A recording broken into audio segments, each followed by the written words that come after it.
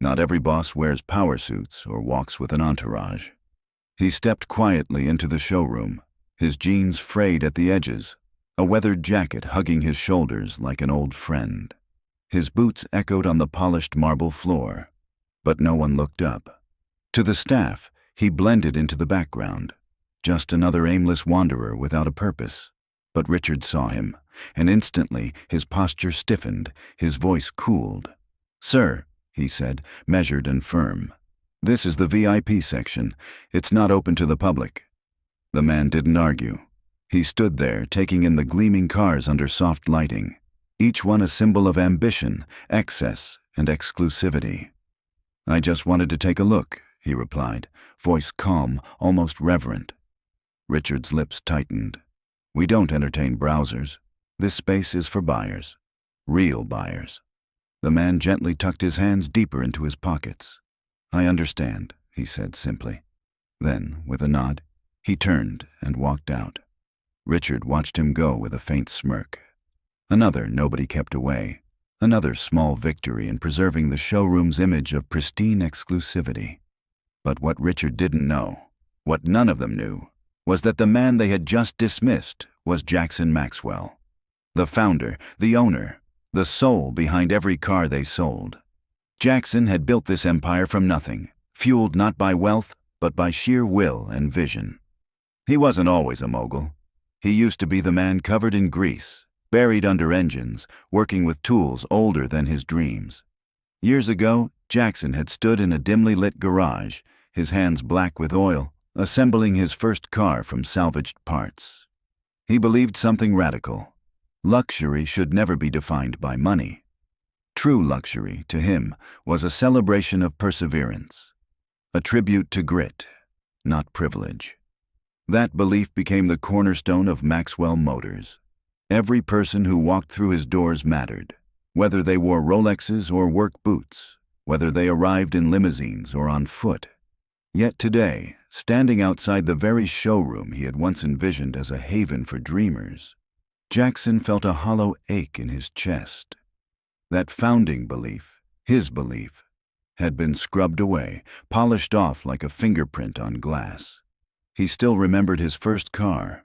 It wasn't born on a factory floor, but in that rented garage with borrowed tools and unpaid bills stacked on the windowsill. He had worked through winter nights, his fingers stiff from cold, his body aching. The smell of gasoline and sweat had clung to him like second skin.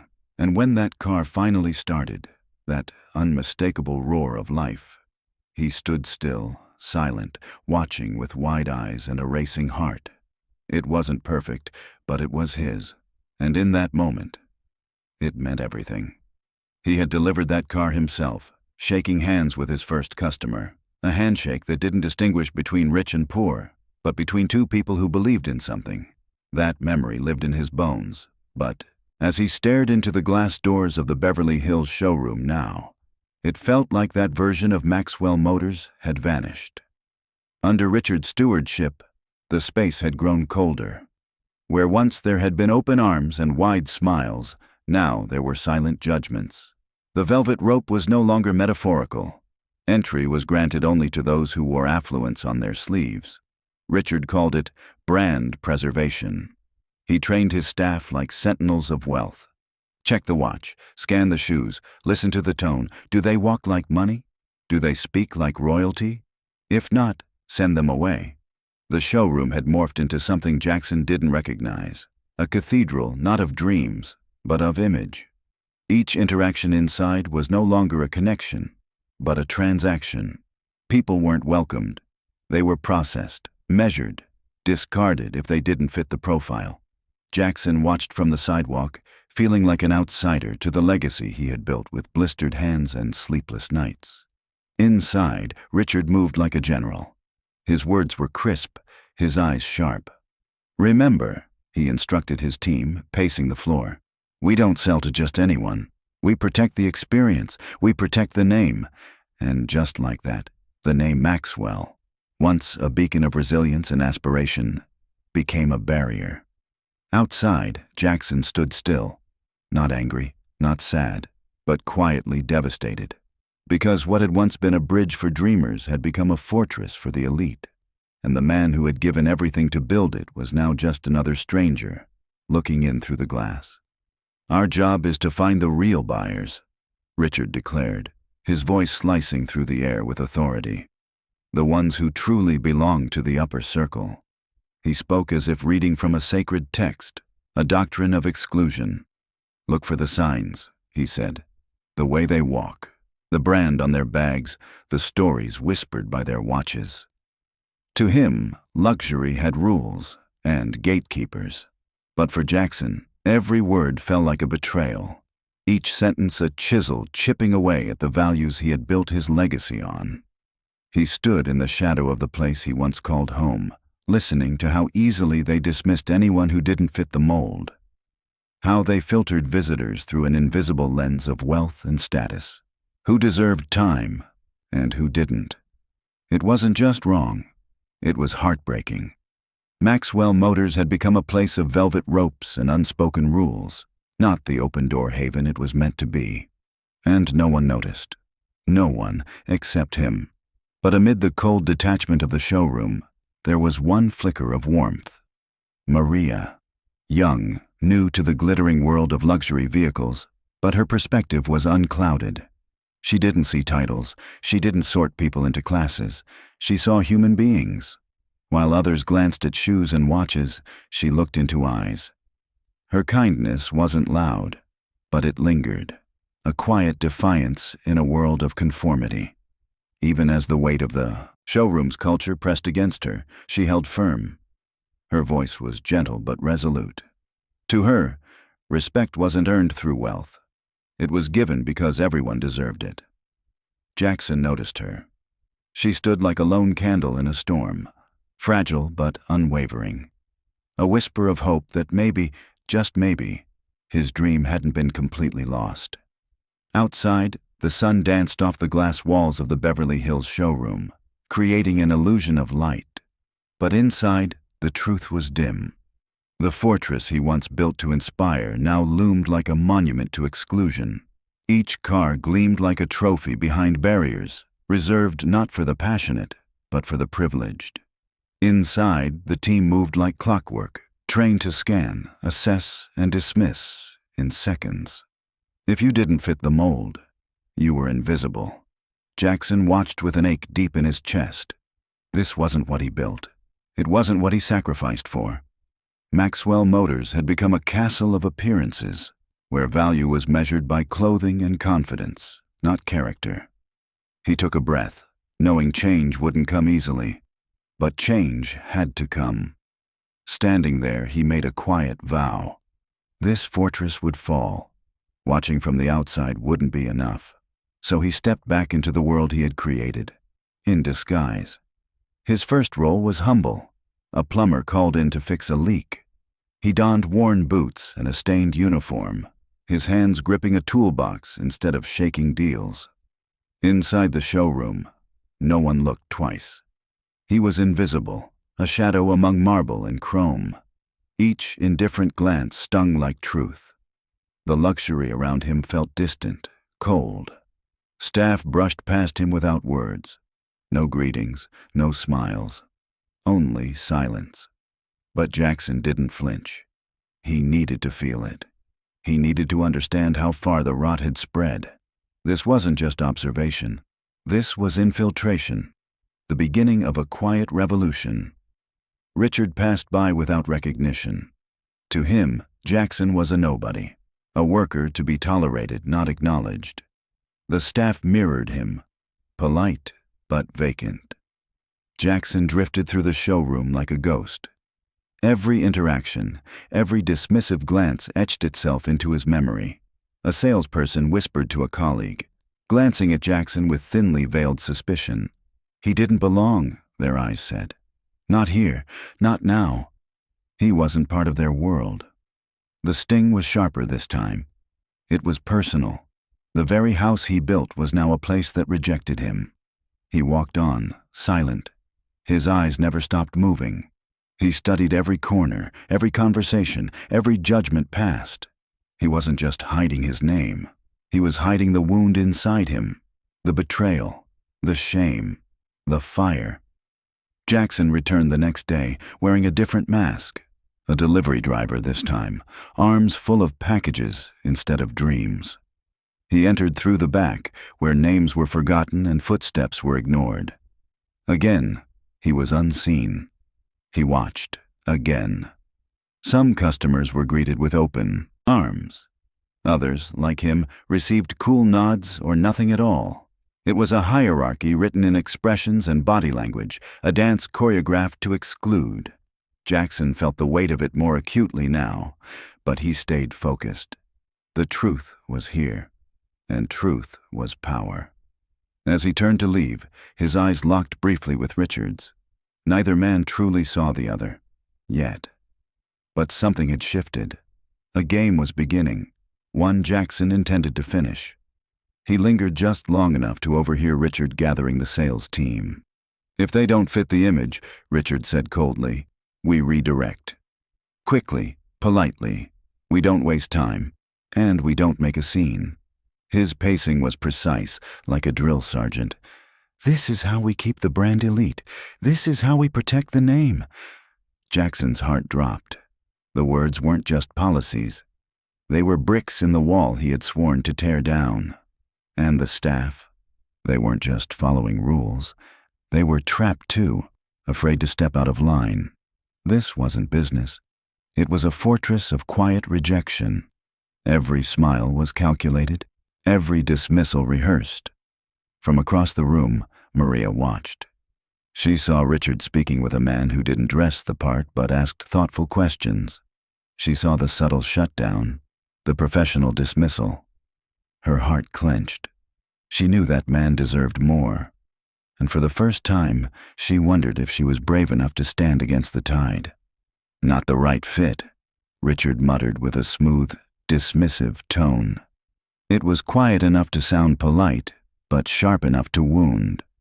Maria's stomach twisted as the words settled into the silence. She felt the injustice hang heavy in the air. This wasn't about income or genuine interest. This was about presentation, clothes, posture, pedigree, and that realization made her heart ache. She wanted to say something, to protest, to argue that every customer deserved dignity, a chance. But the words caught in her throat. She had seen what happened to others who spoke against Richard's system. Promotions withheld, shifts changed, cold shoulders from colleagues. Fear began to wrap around her resolve like icy fingers.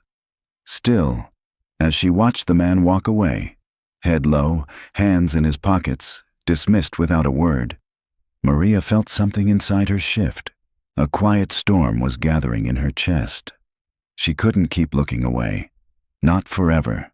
The pressure between her duty and her conscience was becoming unbearable.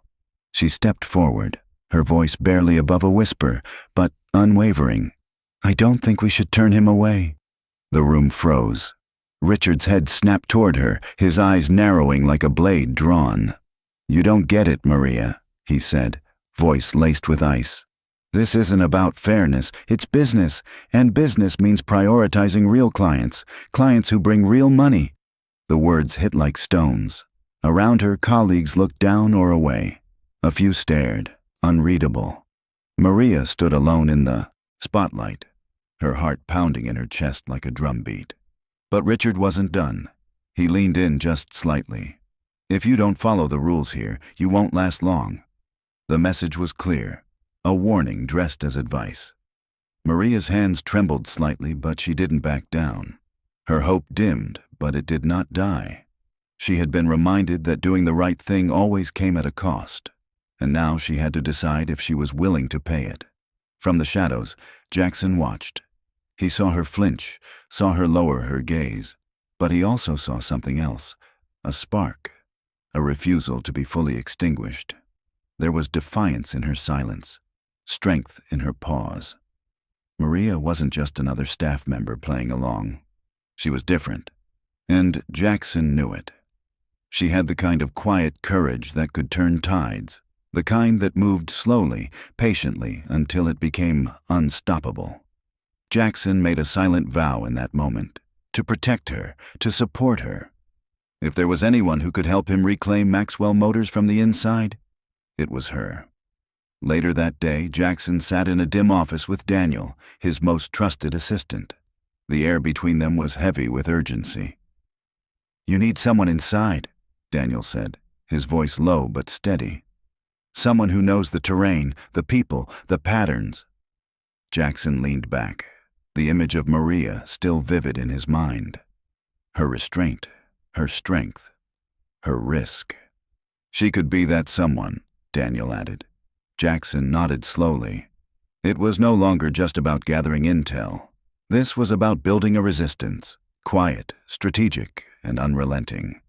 He needed an ally, someone who could see what others ignored and stand up even when it hurt. But would she choose that path? That question lingered, unanswered. The next steps had to be exact. Jackson and Daniel began mapping everything: shifts, behaviors, staff hierarchy. "We need evidence," Jackson said, his voice now firm with purpose. "Evidence they can't deny." Daniel opened a notebook. Recordings, emails, patterns of rejection. "We get it all." Jackson's eyes burned with new fire. This wasn't about Richard anymore. This was about the soul of the company, about unmasking a culture that had grown twisted and cruel. The following day, Jackson returned. A new role, a new disguise. He posed as an electrical maintenance worker, tools slung at his side. Again, he slipped through unnoticed. And again, he watched. Smiles for the wealthy, indifference for the modest, polite nods for the rich, cold shoulders for the rest. Jackson chronicled every moment, every overlooked handshake, every dismissive glance. Then, near the break room, he heard it. Maria's voice, quiet but frayed. "I'm tired," she said to a colleague. "Tired of pretending some people matter more, of acting like we don't see it." Her coworker nodded, silent, acknowledging the truth too dangerous to speak aloud. Jackson stood frozen. Her exhaustion pierced him. She wasn't just resisting the system, it was wearing her down. But her pain became his fuel. Her quiet truth gave him clarity. Maria wasn't just someone he could trust. She was someone worth fighting for. And with her beside him, maybe the fortress could finally fall. Someone who had already felt the weight of injustice. Someone who might stand with him when the time came. Jackson clenched his fists, his resolve hardening like steel beneath pressure. He was no longer alone. There was now a chance, a real one, that the walls of exclusion could be torn down from the inside. Just then, his eyes locked onto a man entering the showroom. The man was dressed modestly, a simple shirt, worn shoes, but his presence radiated self-assurance. He walked with quiet dignity, his gaze clear and purposeful. He approached a salesperson, pointing to one of the most prestigious cars in the room. But Jackson could see it coming. The sideways glances, the tightening expressions. The staff huddled, whispering. Moments later, the man was gently told that the car was unavailable.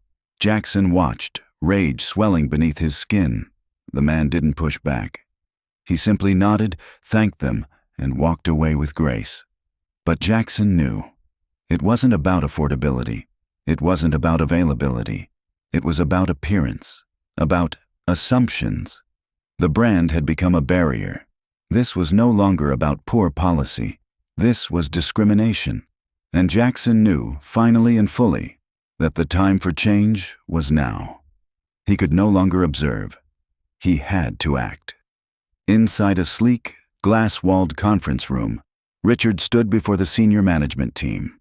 His posture was confident, his words precise. "If they don't look like VIPs," he said slowly, letting the words linger, "they will never be real customers." The room remained still, absorbing the doctrine. To us, they're ghosts, people who waste time and drain resources. His voice was calm, but underneath, it was venomous. He believed exclusivity was survival, the key to dominance. His strategy was to keep the brand aspirational by keeping it inaccessible. Some managers nodded in tense agreement. Others swallowed their discomfort. No one opposed him. Richard took their silence as approval.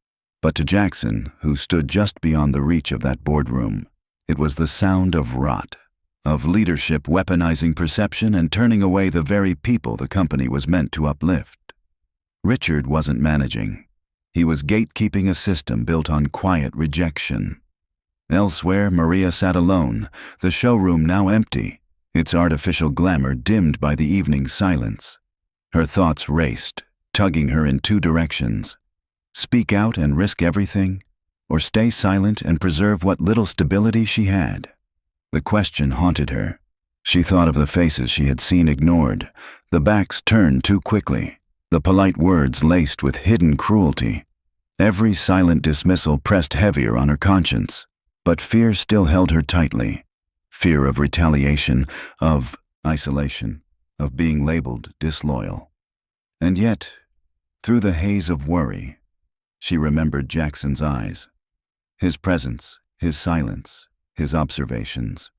She didn't know his full story, but something in her heart told her he wasn't just another visitor. He was someone who saw what she saw, someone who felt what she felt.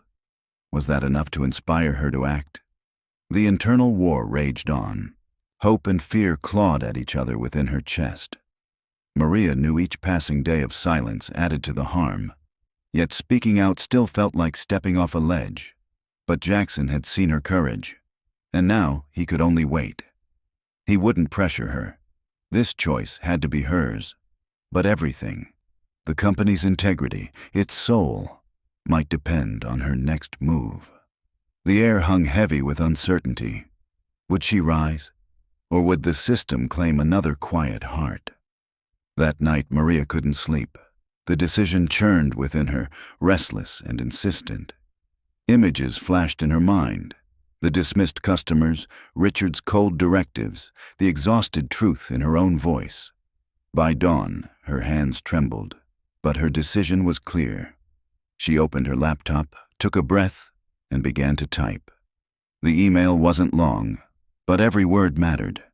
She addressed it to Jackson. She offered her voice, her insight, her truth. She offered to help. When she hit send, a strange mix of fear and relief swept over her. There was no turning back now, but Maria didn't want to turn back. She had chosen her side. Jackson opened the message in stunned silence. There it was. Everything they had needed. Attachments, documents, internal communications, memos outlining customer filtering policies, scripts for redirecting certain clients, tracking sheets coded by appearance. It was no longer just suspicion. It was proof. Discrimination dressed as strategy. A cancer disguised as professionalism. Jackson's hands trembled slightly, but his mind was clear. This was their weapon. This was how the fortress would fall. Meanwhile, in the polished boardroom, Richard stood beaming before the executive team. "This quarter's numbers have surpassed projections," he announced. Applause rippled through the room. Richard believed the strategy was bulletproof, that his fortress was invincible. But behind the curtain, a different story was brewing. One built on truth, on justice, on courage. Jackson and Maria were ready. They weren't just collecting evidence, they were preparing for war. The boardroom door swung open. All eyes turned. Jackson Maxwell stepped inside, calm, silent, certain. The air changed. Richard's smug smile faltered. The reckoning had arrived. He stared at the man he never expected to see in that room.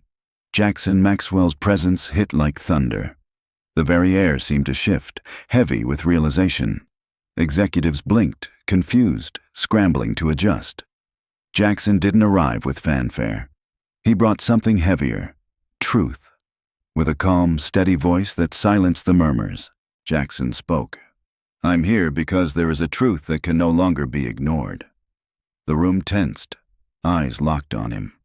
Even the polished walls felt closer, pressing in on the weight of what was coming. Richard's jaw clenched. His confident posture wilted slightly, the color draining from his face. He could sense it. Everything was about to unravel. Jackson continued, his voice controlled, deliberate. "I have evidence that this so-called exclusivity," he paused, is nothing more than a mask for discrimination. He opened his laptop, clicking to project the screen behind him. The atmosphere shifted from confusion to alarm. This wasn't just a dramatic entrance. This was a reckoning. And Richard knew his reign had reached its final hour. Jackson turned to the board, his eyes sweeping across the table. "Richard," he began, voice icy, "you've hidden systemic prejudice behind elegant marketing and sales numbers." With a click, the first email appeared. Then more followed. Internal memos, whispered policies, conversations meant to stay secret. The digital wall behind Jackson lit up with proof, frame by frame. These decisions were made based not on customer need, but on appearance. Not merit, not interest, but assumptions. And that's not strategy. That's exclusion.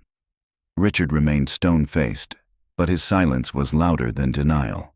The board sat frozen, tension rippling like a silent storm. Jackson continued, his words striking deep. "This isn't just misjudgment. It's a betrayal of everything Maxwell Motors was built upon. We don't filter people, we empower them." He let the silence return, thick and suffocating. "This company deserves better. Our customers deserve better." Then came the pivot. Daniel stepped forward beside Jackson. "We've compiled extensive proof," he said, clicking through documents, charts, even recorded directives. The evidence was overwhelming. No longer whispers, no longer isolated. It was systemic. The boardroom rippled with discomfort. Gasps, side glances, muted questions. It was undeniable. "This is what has happened behind our glass walls," Daniel said. "Not inclusion, not prestige, but quiet, calculated exclusion." The board, shaken, looked among themselves. The illusion was crumbling. Trust was splintered. Then, finally, Jonathan Fields, a senior once silent board member, stood up. The room stilled. "We have reviewed the material," Jonathan said. His voice bore the weight of generations. "The decision is clear." He turned to Richard. "You are dismissed, effective immediately." Richard's composure broke. His eyes widened. His lips parted, but no words came. The room watched in silence as the man who had ruled through fear and exclusion realized his fall was absolute. Outside the boardroom, the press gathered. Jackson stood at the forefront, cameras pointed, microphones raised. He didn't flinch. "For too long," he said, voice calm but weighted, "we've hidden a painful truth behind polished glass and carefully chosen words. We failed our customers. We failed our values." He paused, eyes unwavering. "But today marks a new beginning. We are rebuilding Maxwell Motors on fairness, dignity, and inclusion." The crowd listened, some in shock, others nodding slowly, understanding this was not just a brand shift. It was a cultural transformation. To every customer, regardless of what you wear, where you're from, or how much you have, you matter. Jackson's sincerity pierced through. His voice was steady, but his message was revolutionary. Respect is the true luxury, and it starts now. He outlined their action plan. Anti-bias training, policy revisions, employee accountability, transparency in hiring, in service, in leadership. "We don't serve classes," he said. "We serve people, with stories, with dreams, with value." The statement echoed. Jackson stepped aside. Maria joined him. Her eyes held nerves, but also courage. He looked at her with pride. "In every movement," he said, turning to the crowd, "there are quiet heroes. Maria is one of them." Gasps of recognition. Whispers. Applause began softly. "Today, I'm proud to appoint Maria as our new head of training and development. She will lead our efforts to restore what we lost, humanity." Maria stepped forward. Her voice was gentle, but resolute. "Respect isn't for the few, it's for everyone." She spoke of inclusion, of seeing the unseen, of hearing those often unheard. Her words weren't rehearsed. They were lived, and they rang true. The crowd applauded. Some wiped tears, and inside the Maxwell Motors showroom, things changed. A mechanic in work boots walked alongside a young woman in designer heels, both greeted with equal grace.